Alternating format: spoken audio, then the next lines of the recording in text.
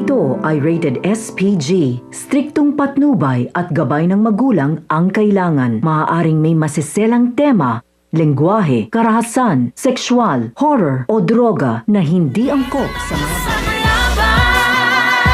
kahit mapinagkait ang katotohanan, tanging pangahawakan, tinig ng taong bayan. Di naman nanahimik, meron ng kamalayan. Sandat ako'y talim ng isip at katapangan, nakatarak sa dibdib ang hangat ng katarungan. Huwag na huwag kang bibitaw, sa liwanag tumanaw, dahil may pag-asa pa sa Batang Quiapo. Sa handaman o hindi sa bakbakan, katarungan sa mga buhay na ibinuwis nasa sampu ng kanyang asamahan kundi siya lalaban. Sino lakas loob magbibigay hustisya sa bayan? Hindi na bago na tinatago, katotohanan nila na ipinangako. Nilin lang tayo, bakit napako? Tayo ang boss, bakit sila ang inaamo?